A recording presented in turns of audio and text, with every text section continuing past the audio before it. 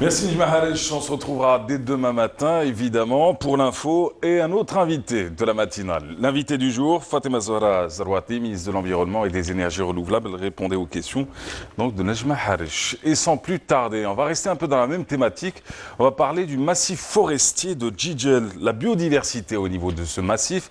On revient également sur les changements climatiques. On parle également de la pollution et de la dépollution de ces espaces. C'est Rahim Abdelaziz qui s'en occupe. Nous, on se retrouve juste après pour parler d'une association. Allons-y.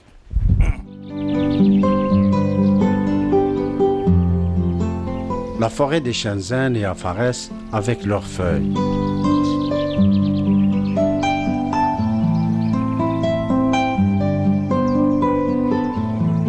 Les chênes en feuilles confèrent à la forêt de Temtut un autre aspect où la couleur verte donne plus de relief à ces massifs boisés.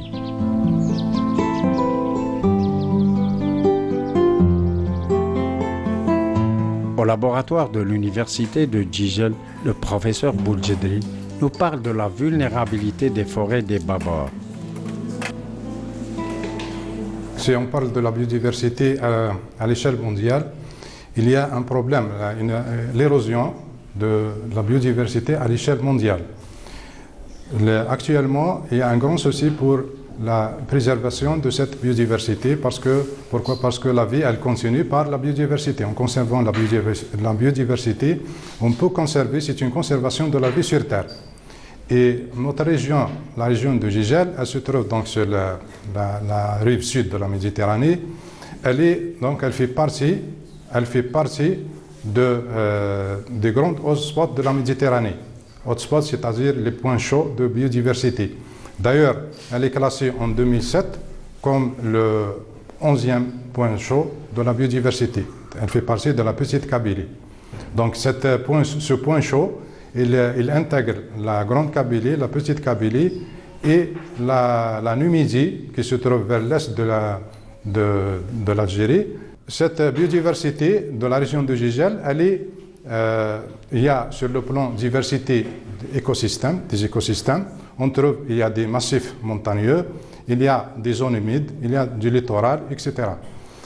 Cette biodiversité, donc, sur le plan des écosystèmes, cette diversité écosystémique, elle crée aussi des zones ou des biotopes. Ces biotopes ont un impact aussi donc, sur la création d'autres espèces. Chaque type de biotope, par exemple, les espèces qu'on trouve dans les zones humides ne sont pas les mêmes que les espèces qu'on trouve dans les forêts. Par exemple, dans les forêts, les montagnes, etc. C'est une diversité, donc, sur le plan population, sur le plan génétique et sur le plan aussi écosystémique. La forêt de Temtut constitue l'un des éléments essentiels du grand écosystème que constituent les massifs des Babars. Il s'agit d'un écosystème de portée internationale des plus complexes et aussi des plus fragiles. Voilà, c'était donc Rahim Abdelaziz ce matin qui nous parlait de la diversité du côté d'où, selon vous? Du côté de Jijel. Et je vous rappelle, dès la semaine prochaine, vous pourrez entrer en contact avec nous, vous pourrez nous écrire en même temps sur WhatsApp et sur Viber. Un numéro sera mis à votre disposition. Ce sera l'occasion de poser vos questions à nos invités, de pouvoir mettre votre grain de sel dans nos échanges et surtout de suggérer des invités ou tout simplement de les malmener ou de bien les mener. C'est à vous de choisir. Alors du coup, en attendant, camarades, on se retrouve en ce numéro en ce 6 janvier. D'ailleurs, bonne rentrée à vous tous. On va parler sport, on va parler d'un club de cyclisme. Il s'agit de Ouled Fayed Club Cyclisme. Avec nous ce matin, Ahmed Dabriche, bienvenue à vous. Vous êtes président de ce club. Ahmed Kahlel, vous êtes directeur technique de ce club. Messieurs, bienvenue sur ce plateau. Merci. Et on va parler aujourd'hui de OFC. C'est votre club, né en 2011. Qu'est-ce qui vous a donné envie Exactement, oui. Bonjour messieurs. Bonjour dames. monsieur, bienvenue à vous. Bienvenue à vous. C'est pareil. Vous inquiétez pas, c'est pareil. Alors du coup, ce qui est sympathique à rappeler, Ahmed Dabriche, c'est que vous avez été DTS, mais dans la natation. Oui, exactement. Ouais. C'est exact. Pour Ahmed Kahlel, vous avez été conseiller en sport Oui. à haut cadre. Vous avez évolué aussi à la Ligue de cyclisme d'Alger. Alors comment fait-on la transition de la natation au cyclisme? Ben, après ma retraite, je me suis retiré de la natation. Oui. Et comme j'aime le vélo, j'ai pratiqué un peu dans ma jeunesse. J'ai opté pour Ouled Fayed, c'est-à-dire pour créer le vélo Ouled Fayed. Ouais. Et on a ramené le vélo à Ouled Fayed Vous êtes réveillé un jour et vous êtes il y a dit, de je vais créer un cela club de 8 ans. cyclisme. C'est bien ça, oui. On se réveille un jour et on se dit, je vais lancer mon club. On a commencé, c'était une expérience et ça a marché parfaitement. Mais c'était quoi le but, au-delà de ramener le cyclisme à Ouled Fayed? C'était de garder d'abord le contact avec le sport après ma retraite, Ouais. garder le contact avec les sportifs. Et j'ai fait dans ma carrière, dans ma jeunesse, j'ai fait un peu de football, j'ai fait natation Ouais. et j'ai sauté sur le cyclisme après ma retraite. Mais vous vous attendiez à monter un club avec autant d'athlètes, avec autant de licenciés, puisqu'on va en parler dans quelques instants. Ou est-ce qu'au départ vous vous êtes dit, tiens, je vais faire un club de passionnés de vélo, on va se balader un peu? Pardon, de toute façon, ce n'est pas une affaire personnelle, c'était un groupe. Ouais, bah, j'imagine. C'était un groupe, c'est avec un groupe qu'on a fait tout ça. Tout jeune, on faisait du vélo. Ouais. Et c'était une pleine campagne. Ouais. Et il y avait beaucoup de cyclisme. Ouais. Je parle des années 60.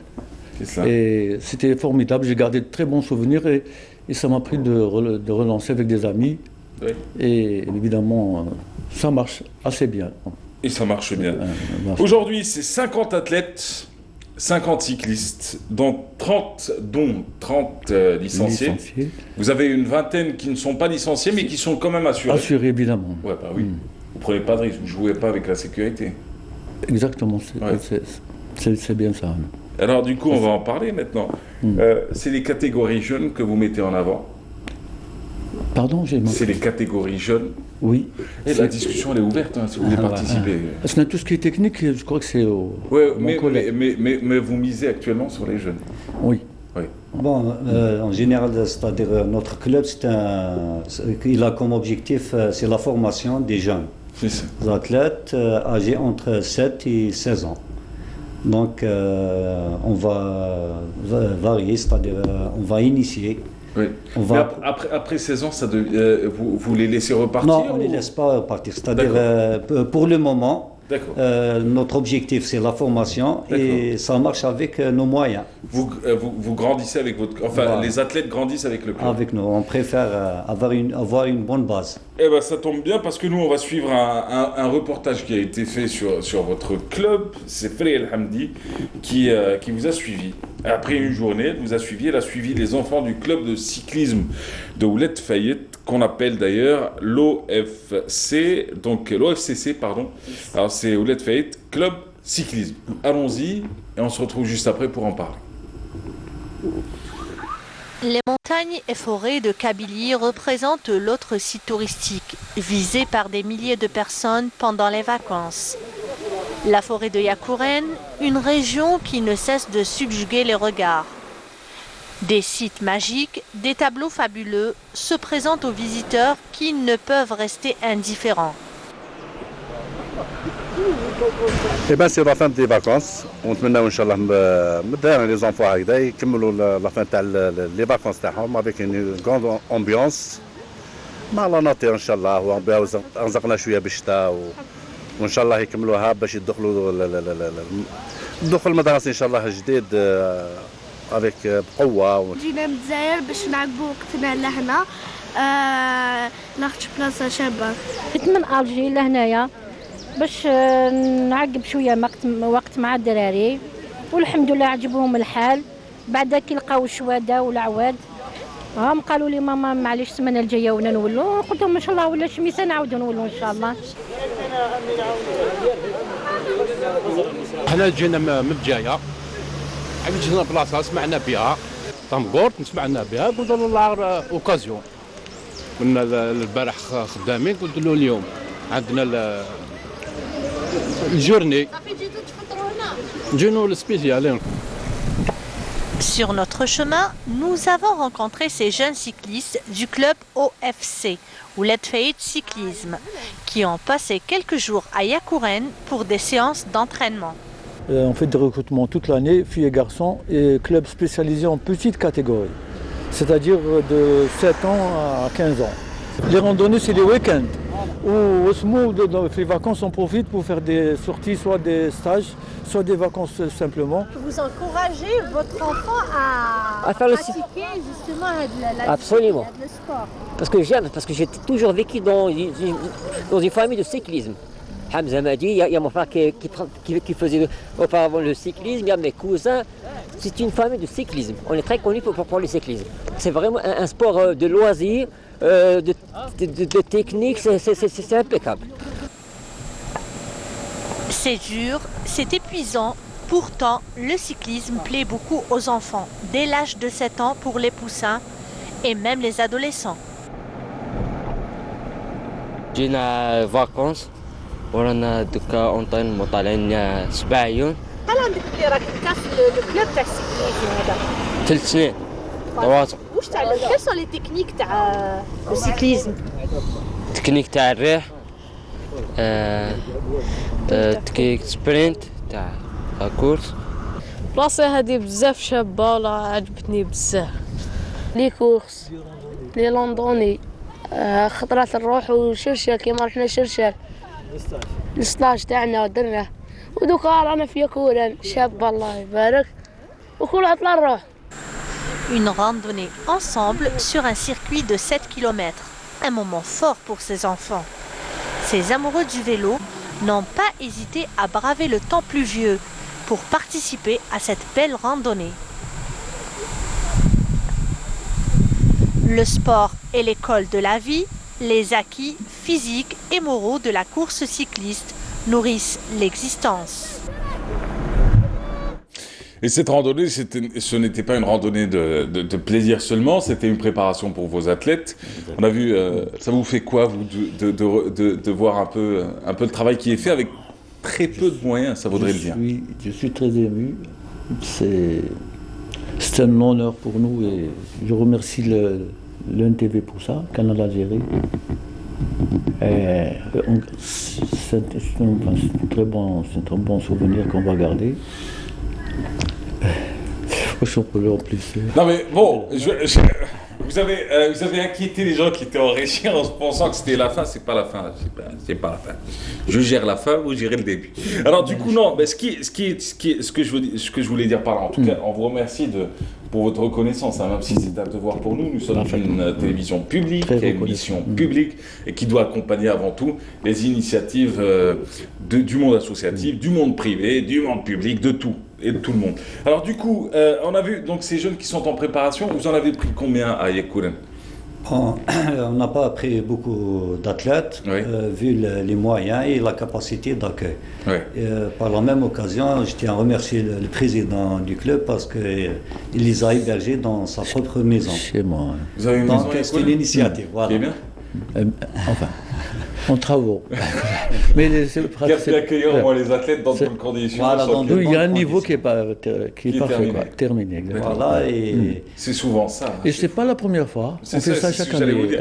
Quand on est passionné par un sport, quand on est à la tête d'un club, bah, c'est souvent ça, quoi. On donne de sa personne. Moi, je me rappelais, tiens, juste la parenthèse, je vais vous raconter une petite anecdote. Dans les années 90, l'ancien président du club du NCB Béjaïed Volleyball, je ne sais pas si vous en avez entendu parler. On connaît les Béjaïed, ils ont une ligue.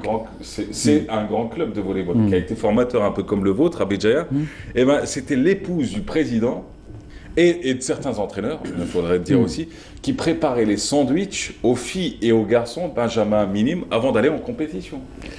C'est pour vous dire un peu l'engagement des hommes et des femmes quand ils aiment, quand ils sont passionnés par un domaine, le cyclisme, ça donne de soi. Le cyclisme, c'est la petite reine. Il y a la famille, ensuite il y a la scolarité, et en plus, il y a une troisième famille, c'est la petite reine. Oui. La petite reine regroupe tous les membres du cyclisme, c'est-à-dire au niveau du club, au niveau du club, au niveau d'une ligue et au niveau national. Et même international. Parce qu'on a des licences de l'Union cycliste internationale, c'est l'équivalent de la FIFA.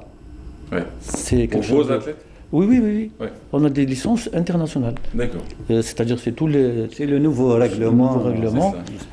Maintenant, pour moi, c'est un honneur. Et de faire tout ça, je me retrouve dans mon milieu. Et ce qu'il y a, c'est moi, c'est mon ce que vous venez de dire. On le vit, on a beaucoup de parents d'élèves, d'athlètes, parents d'athlètes, qui viennent, qui participent et qui nous aident, et qui achètent des sandwichs, etc. Et des fois, quand on était à Yakouren, ils ont donné des douches aux enfants eux-mêmes. Même notre objectif, c'est-à-dire un exemple. On ne reste pas uniquement dans le cadre compétition, entraînement. Le vélo, c'est une famille. Hein. Parce qu'il faut dire que des compétitions, il y en a pratiquement tous les week-ends. C'est ce que vous m'expliquiez tout à l'heure. Approximativement. Bon, pour les petites catégories, il y a des brevets. Oui. Il y a des compétitions, des brevets, il y a moins d'efforts, c'est l'adresse. D'ailleurs, on a, par la même occasion, on a une championne d'Algérie. Ouais. Quelle catégorie? École, elle est championne d'Algérie 2018. 2018. Ouais. Elle est championne d'Algérie depuis octobre 2018. Vous pouvez accéder à l'Internet, Facebook. Vous pouvez voir le maillot national qui lui a été remis par le président de la fédération lui-même. Magnifique. C'est un excellent... C'est une première, pour notre club. Notre objectif avec ce n'est pas la performance, etc. Mais quand on fait du bon travail, ça vient tout seul. Votre objectif, c'est la formation, mais vous n'êtes pas contre les bons résultats en même temps. Et ce qui me touche surtout, c'est que les parents d'élèves, dans notre commune ou les membres des clubs, c'est que parce que ces noms sont bien organisés, comme ils disent certains, c'est ça. Donc ils envoient leurs gosses à plus de 200 km dans la forêt, etc. Il faut vraiment connaître les gens pour faire ça. Ils nous font une confiance totale. Et je veux dire, aujourd'hui, votre réputation n'est plus à... votre réputation et la réputation du club et des encadrants du club, de ceux qui encadrent le club, n'est plus à prouver. Alors, Reda Kahlel, aujourd'hui, les objectifs du club sont de quoi exactement? On a des objectifs à court terme et à long terme. Le premier objectif, c'est d'organiser notre association. Notre souhait, c'est d'avoir une école digne de son nom, parce que malheureusement, c'est-à-dire cette catégorie, elle est aisée. Comment dire, ils viennent se promener, ils viennent, c'est-à-dire, il y a une certaine énergie qu'ils veulent dépenser. C'est ça. Et nous, on a plusieurs objectifs. C'est sport et loisirs. Sport et loisirs, et à travers des jeux, c'est-à-dire ils vont trouver leur aisance. Et à long terme, c'est-à-dire d'avoir de futurs champions, Inch'Allah, qui auront de bonnes bases. Et ainsi de bons citoyens. Parce qu'il ne faut pas oublier, c'est-à-dire on est en train d'éduquer ou aider ou de transmettre des bonnes habitudes à nos futurs citoyens. Ça, c'est le premier objectif. Parce que le sport, c'est secondaire. C'est-à-dire on ne se base pas sur le côté résultat.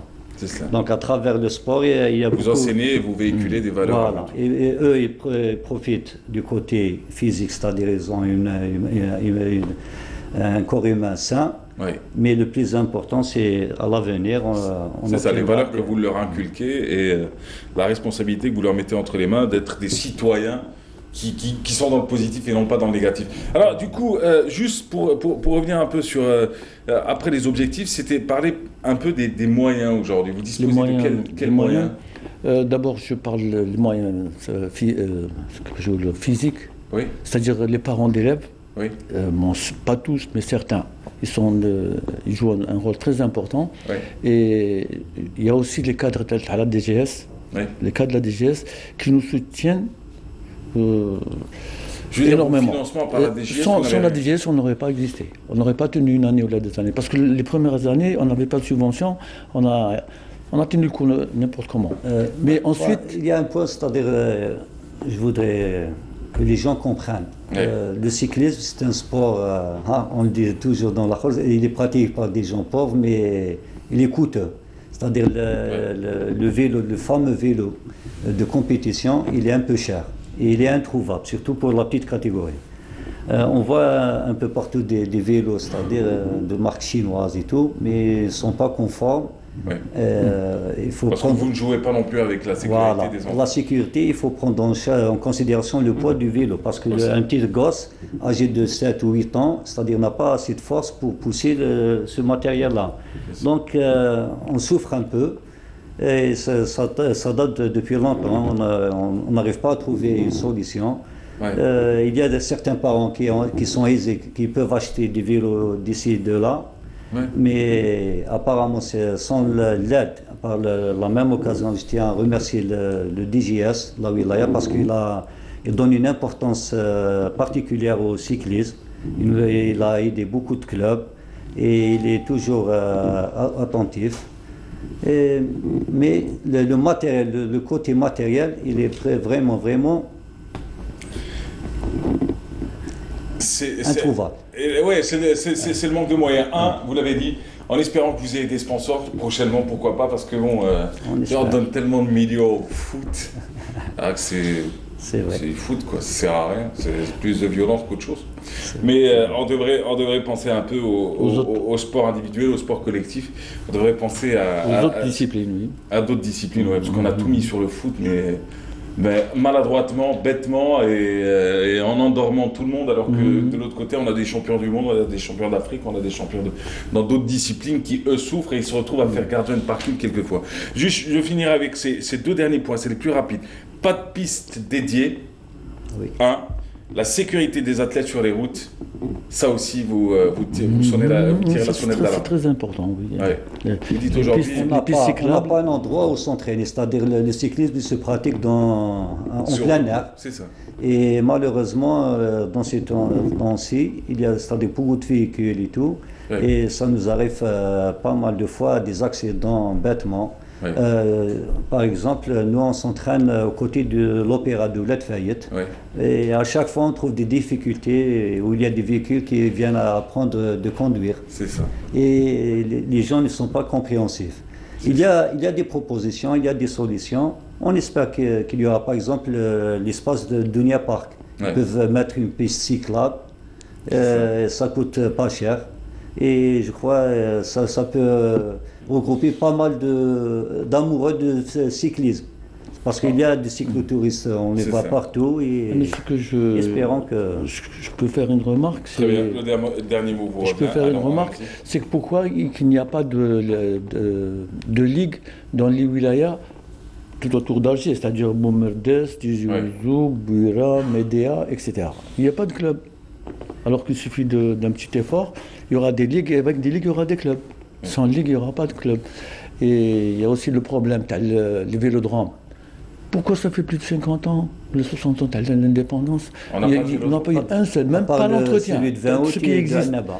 On a deux vélodromes, ils sont dans un état... Et son vélo, le drum, on l'a oublié. Le drum, on l'a oublié, voilà. Vélo foot. Pardon. Merci à vous en tout cas. Je vous souhaite bonne chance malgré les difficultés. Vous gardez le sourire, vous êtes des bénévoles, vous êtes passionnés, vous accompagnez de futurs champions. On vous souhaite en tout cas beaucoup de champions. C'est à nous de vous remercier pour l'invitation. Et en parlant de sécurité, ça nous rappelle ce drame sur le fameux Tour d'Algérie, à l'entrée d'Oran, sur l'étape d'Oran. Quand les cyclistes sont arrivés, il y en a un qui s'est fait faucher. C'était des athlètes internationaux et nationaux. Enfin, c'était le Tour d'Algérie, quoi. C'est un tour international aussi. Et donc, du coup, il y en a un qui s'est fait faucher par une voiture. On a étouffé l'affaire, bien évidemment. Nous, on a essayé d'en parler, évidemment. On s'est fait un peu taper sur les doigts, évidemment. Mais on tenait à le dire parce que ça relevait du grand ridicule et de la honte pour une organisation comme celle-ci. Même si, effectivement, des mesures ont été prises par la suite. Mais il n'était pas normal que une autre course aussi dans ce Tour d'Algérie ait été stoppée ou annulée à cause du fait que quand les cyclistes sont arrivés, toujours du côté d'Oran, et ils sont tombés directement sur les bouchons. Merci. Le départ est imminent vers les plus beaux sites du Tassili Nadjer. Anissa, comme la plupart de ses touristes, se prépare pour son premier baptême. Avant le départ, elle check les indispensables du bivouac. On a ramené déjà le plus important, les sacs de couchage. Ensuite des lampes pour la nuit, crème solaire, stick à lèvres, des choses comme ça. Après on a ramené quand même pas mal de vêtements parce que je pense qu'on va devoir beaucoup se changer étant donné qu'on est là pour une semaine. Et ensuite les tentes qui sont fournies par l'agence. La famille d'Anissa a réservé ce voyage sur Internet via le site de l'ONAT. À croire le responsable de l'agence, un touriste sur 3 préfère cette option. Généralement, le contact commence avec le client, via le téléphone, l'Internet, on les invite. Si c'est des étrangers, on leur fait des invitations pour l'obtention du visa. Ou si c'est des Algériens, donc l'étape on peut la zapper. Une fois qu'ils sont sur place, l'accueil commence à l'aéroport, ce qu'on appelle dans notre jargon le transfert. On les reçoit à l'aéroport, ils passent la nuit ici chez nous, la première nuitée, et le lendemain matin, ils se lèvent et l'expédition commence. Comme toute aventure, celle-ci a sa part d'imprévu. Quelques kilomètres après le départ, les touristes font face aux aléas du désert. Une petite crevaison réparée en quelques minutes seulement. L'aventure peut commencer avec la première nuit de bivouac. Mais lorsqu'on est débutant, pas facile de réussir à monter sa tente du premier coup. Les visites s'enchaînent, gravures rupestres, sites archéologiques. Chacun se fait plaisir à sa façon. Les plus jeunes se jettent dans les dunes de sable. Les familles immortalisent des moments inoubliables.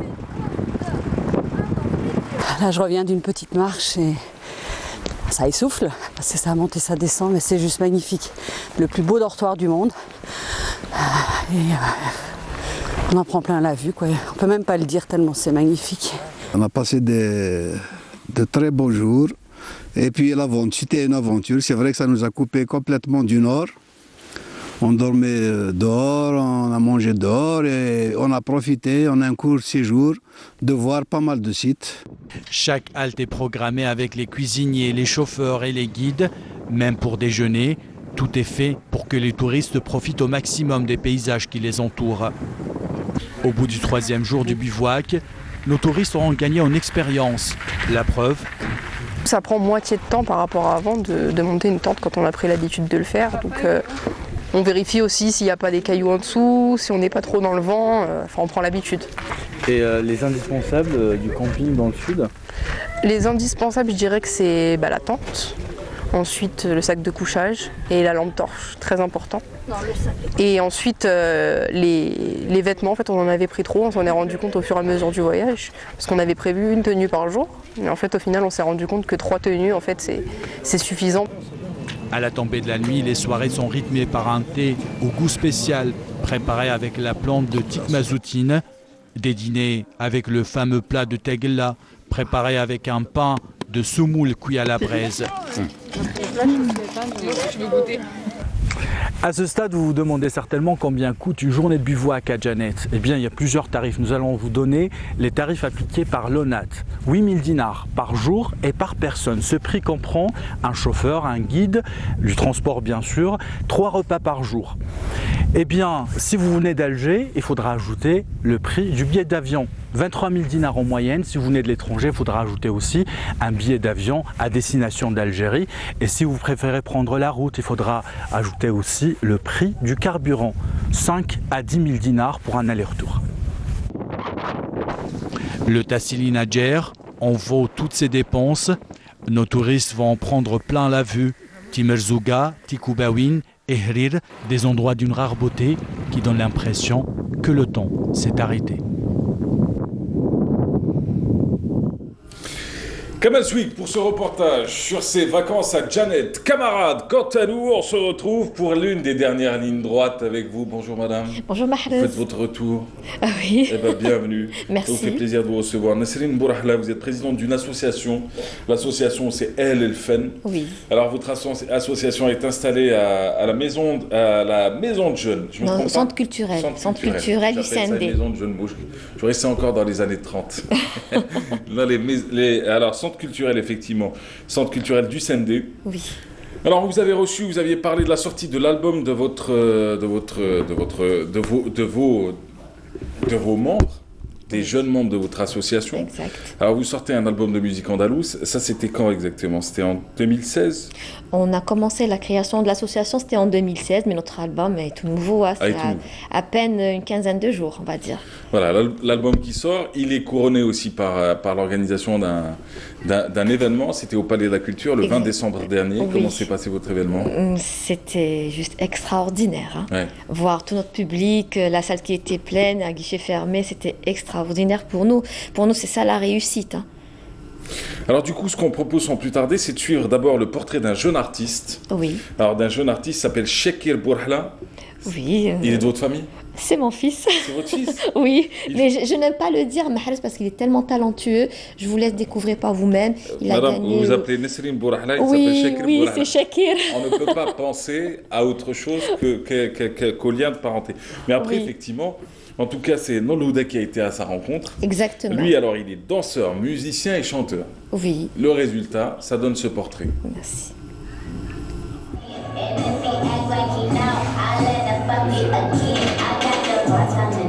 La passion pour la danse, c'est venu genre un jour, on était avec ma mère, elle m'a emmené à un spectacle au Festival international de la danse contemporaine, la 5e édition. Elle m'a emmené au Théana, voilà. J'ai vu quelques danseurs, j'étais vraiment émerveillé, sachant que j'étais artiste déjà, j'étais musicien. Et puis voilà, j'ai vu des danseurs, j'ai vu de la danse, j'ai vu de la chorégraphie, j'ai vu c'était quoi le milieu. Et j'étais directement passionné par ça.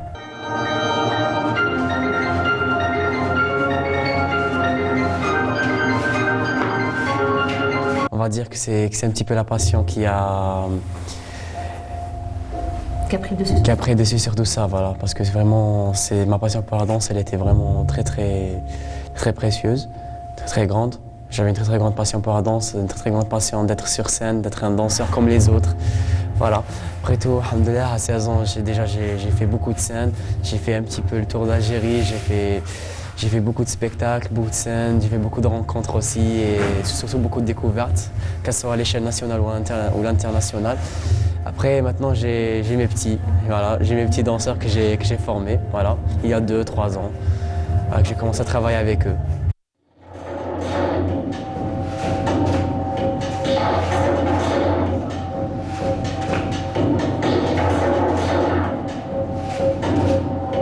Avec eux, ça se passe, en fait, c'est après tout, après d'être mes élèves, c'est mes amis, voilà.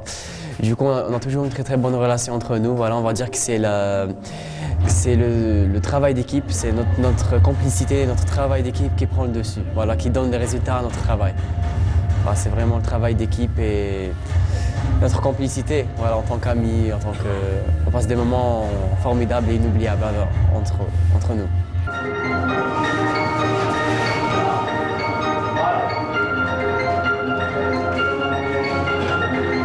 Comment je crée ces chorégraphies? En fait, je suis des fois à la maison tout seul. Voilà, je commence à avoir des thèmes. Voilà, comme ce thème-là, il s'appelle l'histoire d'une relève. C'est l'histoire d'un jeune artiste, voilà, qui va venir au milieu artistique, qui va découvrir ce monde artistique. Voilà, des coups bas, des moments de joie, des moments de tristesse aussi. Voilà, c'est vraiment là un artiste qui va découvrir un peu le milieu artistique, voilà, dans la vraie vie. Alors, à 16 ans, tu parles de tristesse, tu parles de coups bas, tu parles de... Comment ça se fait? Comment ça se fait? Voilà, non, moi, j'ai eu quand même beaucoup d'expérience, du coup j'ai eu beaucoup de coups bas, comme on lui les jeunes, comme on lui les enseignants. Voilà, j'ai eu parfois quelques critiques, quelques coups bas aussi. Mais après tout, voilà, alhamdoulilah, c'est... Tu t'exprimes à travers la danse? Voilà, je préfère parce qu'on dit que chaque artiste s'exprime à travers ce qu'il aime. Voilà, il y a des artistes qui s'expriment à travers le dessin, il y a des artistes qui s'expriment à travers la poésie, comme il y a des artistes qui s'expriment autrement. Voilà, moi j'aime bien m'exprimer en dansant. Voilà, c'est vraiment mon monde. Voilà, malgré qu'il n'y a pas vraiment tout le monde qui comprenne cela, mais je préfère au moins m'exprimer comme moi j'aime. Voilà.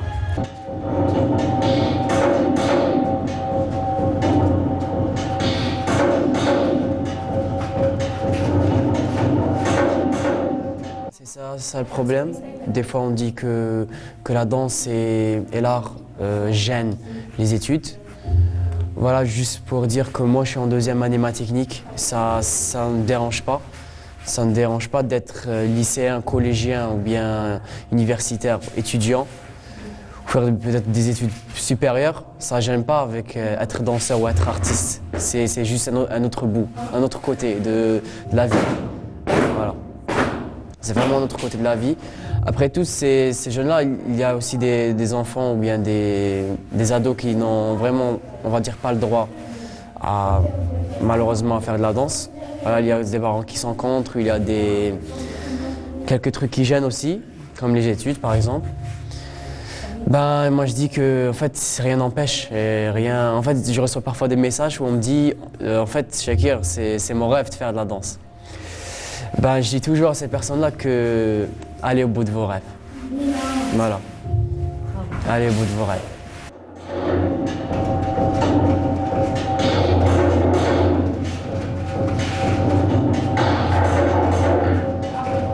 Voilà, allez au bout de vos rêves. Vous êtes fiers de voir votre fils, hein? Oui, c'est une fierté, oui. Il a quel âge? Il a juste 16 ans. Il parle comme un adulte. Et c'est ça. Il a gagné le prix Ali Marachi à 14 ans. Ouais. C'était le plus jeune des lauréats. Magnifique. Et je pense que cette expérience l'a beaucoup forgé. Et c'est par rapport à là où maintenant il s'épanouit plus et il rencontre beaucoup de belles choses, on va dire. Et vous l'avez préparé psychologiquement au monde des adultes. Oui. Il parle déjà de la critique positive, Oui, négative. parce qu'il a été beaucoup critiqué. Et Ouais. les gens lui en veulent, bon, pas la plupart, mais lui dit ne te mesure pas au grand, tu es jeune. Ça fait pas longtemps qu'il a eu aussi cette critique, ça lui a fait mal, il a pleuré. Mais il me dit, maman, malgré mon jeune âge, mais je peux quand même faire une scène, j'ai mes amis avec moi, autour de moi, qui veulent me soutenir, qui veulent que je sois leur coach, parce que je lui dis, tu peux pas dire que je suis professeur, tu es encore petit, il y a beaucoup d'études, il y a beaucoup de choses pour être professeur. Tu es un coach, on va dire, pas sportif de danse, tu transmets ton savoir. C'est ça. Du moment que tu profites, alhamdoulilah, il fait beaucoup de formations, que ce soit à l'échelle nationale ou internationale. Et du coup, à chaque fois, il a envie de donner, de partager ça. Il stimule les jeunes, il partage sa passion et c'est très bien. Exactement, voilà. Alors du coup, le 20 décembre dernier, vous l'avez dit, carton plein, oui. Sold out, pas tout était vendu, quoi, à l'entrée du Palais de la Culture pour voir les élèves de votre association, Al Elfen.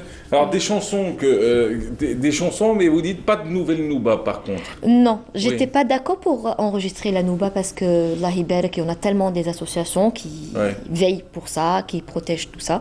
Oui. Nous, on a choisi les meilleures interprétations qu'on a faites pendant les 2 ans et demi de notre travail. Les gens ont aimé, les artistes aussi, parce que j'aime bien les critiques, parce que ça forge. Exactement, si on nous critique pas, c'est pas normal. C'est que les gens ne s'intéressent pas à nous. Souvent, le jour où ça s'arrête, le jour où on arrête de vous critiquer, il faut se poser des questions sur la carrière. Exactement. Et voilà, j'étais encouragée par pas mal d'artistes comme notre diva, Madame Narges, Abdelmajid Meskoud. Ils nous ont toujours soutenus par rapport à ça. Il y a eu des petites compositions, on va dire des arrangements qui étaient faits de ma part et les élèves aussi, parce qu'ils travaillent tous. Mais vous êtes une conservatrice. Oui, conservatrice, oui, mais je suis pour la modernisation, mais avec respect. Avec respect. Oui. Alors on va écouter un extrait. Oui. De cet album. 2 ans et demi de travail pour découler sur cet album-là.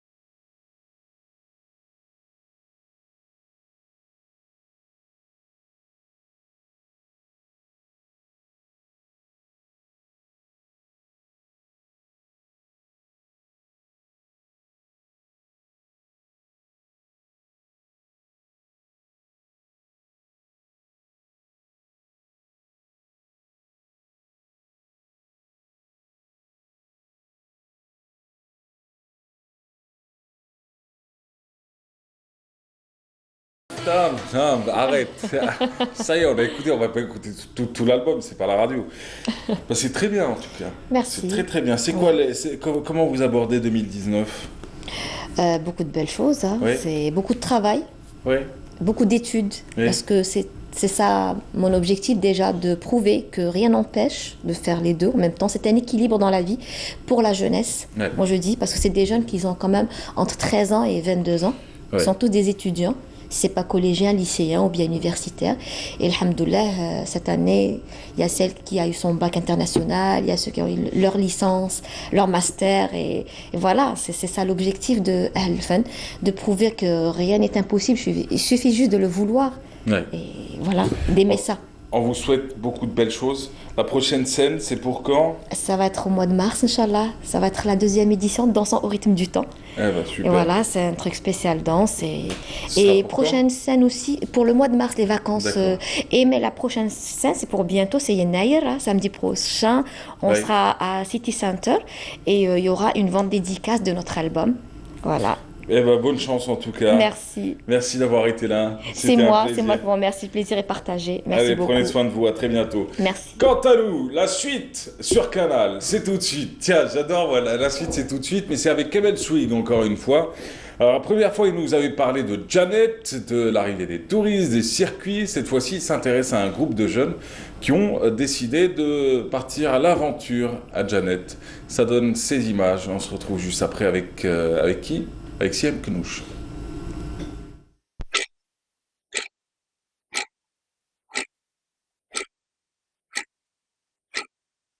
Nous l'avons entendu sur toutes les lèvres de celles et de ceux qui ont foulé le désert. Notre rapport avec le temps a changé. Nous étions curieux de savoir pourquoi ce sentiment. Que trouve-t-on de si spécial dans le désert? Pour le savoir, nous avons suivi Nawel, Anis, Massi et Deya, 4 touristes qui depuis quelques jours n'ont Dieu que pour le Tassili Nadjer. Nous leur avons posé 3 questions. Tout d'abord, comment expliquer ce rapport différent avec le temps dans le désert? Comme moi je suis étudiante, les cours, les révisions, les activités extrascolaires, tout est millimétré, à chaque heure il y a quelque chose à faire. Alors qu'ici on prend le temps de voir les choses, on prend le temps de découvrir le paysage qui est totalement magnifique. On ne regarde pas l'heure, j'ai même pas amené de montre avec moi et on laisse le soleil nous guider, le soleil guider nos journées. Et on ne se demande même pas quand est-ce qu'on va manger, quand est-ce qu'on va dormir, parce qu'on s'en fiche, on profite juste de ce qui se passe autour de nous. Je pense que dans nos sociétés modernes, on prend le temps comme plus une contrainte, c'est-à-dire qu'on a un planning qu'il faut suivre, il faut vivre des choses chaque minute, chaque heure qu'on passe.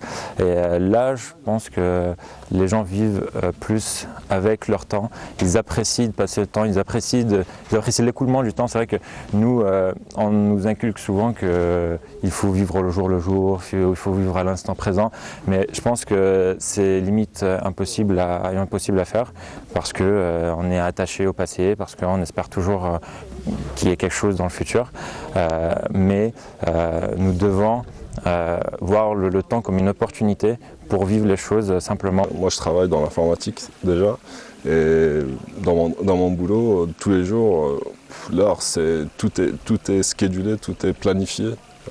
Les réunions, Outlook, c'est tout le temps, regardez, attends, on a des alertes Outlook ici, le téléphone. C'est juste un outil pour prendre des photos, hein. Il n'y a pas de réseau, il n'y a pas de meeting, il n'y a pas de mail. C'est se déconnecter du monde, c'est génial. Je suis moins stressée, je regarde moins ma montre et je prends le temps d'admirer les choses. De notre côté, nous avons pris le temps d'observer de près Nawel et Anis. Pas loin d'Ehrir, nous les retrouvons en pleine séance de méditation imposée par ce cadre extraordinaire. La beauté des paysages, l'espace, le silence mystérieux du Grand Sud. Un peu plus loin, nous retrouvons Anis, comme un poisson dans les eaux d'Ehrir, avide de découvertes. Il crée des souvenirs, fige le temps à sa manière à chaque endroit que nous visitons. Comment alors décrire ce nouveau rapport avec le temps? Je dirais que c'est comme c'est comme si on perdait quelque chose, on perdait un nœud qu'on avait et qu'on s'ouvrait un peu à tout ce qu'il y a autour de nous et qu'on se laissait faire au fil du temps sans sans avoir de barrière ni de but précis, mais ce manque de but ou de contraintes permet d'apprécier juste ce qu'on fait. Nawel et sa dose quotidienne de musique, à sa manière, elle prend du recul, observe et médite. Nous étions curieux de savoir comment profite-t-elle de ces moments. Je pourrais passer toute ma journée ici, à regarder le paysage, à profiter, à enregistrer un maximum d'informations. Le calme qu'il y a ici, c'est fou. Il n'y a pas de pollution sonore, de pollution visuelle, c'est juste la nature, les bruits de la nature et le calme. En espace de 4 minutes, nous aurons résumé à notre façon l'aventure de plusieurs jours vécue par ces touristes dans le Tassili Nadjer. Si vous voulez vivre pleinement cette expérience, il faudra s'y rendre à Djanet. Effectivement, il faudra vous rendre à Djanet, tout simplement. Excellente matinée à vous tous. Dernière ligne droite, avec qui? Avec Siam Knouch. Bonjour. Si, la famille. Et alors, ça va bien? Oui, j'aime bien. Excellente année 2019. Vous aussi, à tous nos amis téléspectateurs, fidèles de bonjour. Je vous réalise un seul vœu ou souhait. Alors c'est maintenant, c'est lequel? Sois beau. Hein? Quoi? Je te le promets. Ah, sois beau. Sois beau. Sois beau. Soit c'est hyper ironique. Non, du tout. Soit, si. Non, du tout. Soit vous faites dans... si. Oh, si. Je m'y connais en vicieux et en genre... Alors, soit c'est ça, soit vous êtes doté d'une générosité. Oui, c'est ça. Mon Dieu. Je suis altruiste, en fait. Voilà. Il n'y a pas de souci. Alors, par où on commence? Non, mais sérieusement, c'est quoi votre vœu? Mon vœu? Oui. C'est que tout le monde soit beau. Soit beau. Beau, oui, à l'intérieur et à l'extérieur. Kun Jamil Kun Jamil. تعرفها إيجا أبو ماضي. Voilà, ça c'est une signature. Kun Jamilan tara al-wujuda jamila. Qui dit mieux? Sois beau. Et tout le monde deviendra beau et toute la vie deviendra belle. N'est-ce pas une philosophie en 2019? Dixit, l'ex-prof d'arabe. Cheft. Qui a martyrisé des centaines de milliers. Vous étiez au lycée ou au collège? Au lycée. Au lycée, vous savez. Mais j'ai mes élèves qui sont responsables ici. Enfin, c'est mes responsables. Responsables où? Ici, à la télévision. Ce sont mes responsables, en fait. Qui? Beaucoup, je nommerai pas, je dirais pas de nom, mais alors, je sais ils sont là, ils sont à la télévision. Parmi vos élèves, je sais qu'il y avait la tribu, comment il s'appelait? Nassim et... Alors... Oh mon Dieu, j'ai des problèmes. Tolbi. Oui, Nassim Tolbi, c'était mon élève. Exact. Ouais. Et voilà, ils se retrouvent. À qui on souhaite une jolie carrière. Hein, comme eux, ils ont fini leurs études et ils sont toujours, depuis le début, donc plongés dans le monde des médias. Moi, je suis venu bien après. Parce qu'il y a le papa, il y a l'oncle, il y a l'autre oncle, moi aussi. C'était nombreux. Et du coup, moi, je suis venu quand même 17 ans après, donc... J'ai pris le temps de finir une carrière et de reprendre une autre. Ouais, ça vous manque pas?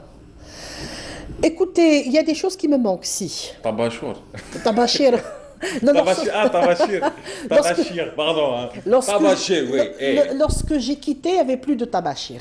Il y avait quand même les écrans blancs et moi, et j'étais à l'époque du tabachir. Oui, enfin, j'étais lycéenne. De la brosse. Quand j'y pense, j'ai un truc à la langue, je sais pas quoi, de la poussière, non, de la craie. On a connu l'époque de Tabachir, mais bon, c'est vrai que j'ai quitté quand il y avait quand même l'encre et les marqueurs. Désolé de vous le dire, mais on crachait sur le tableau pour l'essuyer plus rapidement. Ma faune. Non, mais c'est vrai. Les tableaux, ils avaient... depuis 62, il y avait des tableaux jusqu'en 2000. Moi, je suis sorti du lycée en 2004. De 62 à 2004, il y avait les mêmes tableaux. 2004, moi j'enseignais toujours. J'aurais pu être votre professeur. J'ai commencé à enseigner en 1996. Alhamdoulilah, j'étais au lycée Hamia. Jet Salamat. Un lycée de réputation internationale. Non, mais ça va, moi j'étais à Al-Mokrani, donc je pense qu'on était juste. Bon. Ouais, on était pareil, je crois. À la chara. C'est ça. J'aurais pu être ton prof. Alors, du coup. Du coup, pour votre collier là, c'est quoi l'histoire? Alors, le collier, génial. Tout le monde m'en parle. En fait, c'est un collier bio. Oui. Regarde. Vous l'avez fait avec... C'est vous qui l'avez fait? Non, il est très ancien. C'est en full. C'est pas du full. Alors, je te laisse deviner ce que c'est. C'est un collier bio. Ouais, votre parfum dessus. Bah ouais, merci, j'ai un beau parfum, je le sais, je sens bon tout le temps, même sans parfum. Dolce Gabbana? T'es pas loin, ouais. C'est Dior? Non, Dolce Gabbana. Ah, Dolce? Ah, c'est bien. Ploum Ploum. Rêve d'or. Sinon, je dois citer... J'aime bien, moi, Rêve d'or aussi. Ouais. Alors, du coup, bon... Alors, c'est quoi? C'est quoi? C'est quoi? Pas le full. Non. C'est le lobia. Lobia. Lobia laquelle? Et aussi... Alors, Béda ou hamra? Hamra. Alors, nous avons des haricots rouges. Hamra, tu connais la... Lobia hamra, t'oublies le khelt, c'est fini pour ta famille. Hein, alors, c'est un collier bio, fait, qui vient en une bonne occasion, parce que nous sommes à la fin d'une année agraire. Et nous allons bientôt commencer une autre année agraire. Ouais. Et du coup, voilà, je voulais commencer avec un collier qui est très bio parce qu'il est constitué d'haricots rouges et de grains de citrouille. Donc, كاين كابويا حمراء ولوبيا حمراء أحمر في أحمر. C'est pas mal du tout. On dirait un vendeur d'euros mélangé à un vendeur de cigarettes à la... Et voilà. Donc du coup, oui. Voilà. C'est un collier. N'importe quoi. Ma mère avait raison. Hier, elle m'a appelé. Elle m'a dit il faut arrêter. Hein, t'es pas sérieux. Tu vas te faire virer un jour. C'est pas grave. Mais quand tu me vois avec une tenue comme ça, maman, t'as pas l'impression que je suis un vrai businessy, hein? Un gros businessy.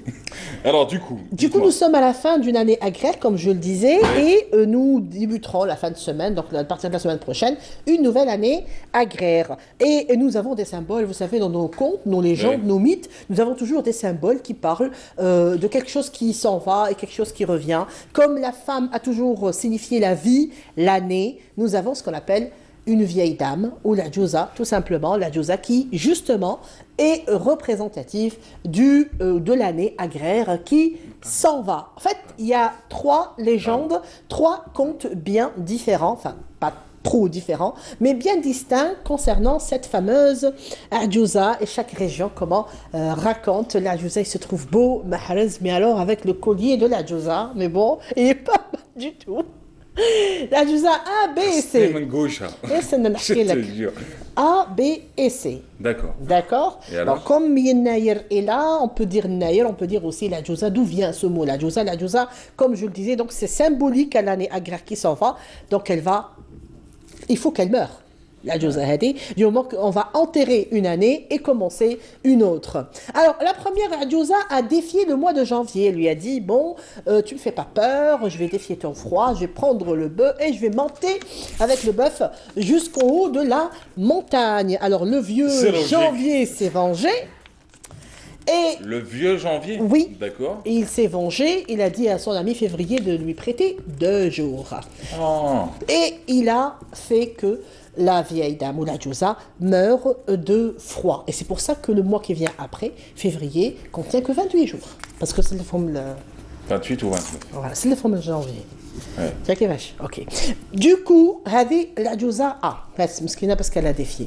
La B, elle a pris ses bœufs, elle est partie, elle est montée jusqu'en haut de la montagne. Messieurs, dames, je vous prierai de rester avec moi, de me suivre et de ne pas regarder ce qui se passe à côté. Parce que franchement, là, ça devient, waouh, le véritable fête de Yennaïr. Ok. Donc, la deuxième, je disais, elle était gentille. Rajoute-moi un trombone, je vais me coucher. La deuxième, donc, qu'est-ce qu'elle avait? La deuxième, elle était gentille. Donc, elle a pris ses bœufs, elle est montée jusqu'au haut de la montagne.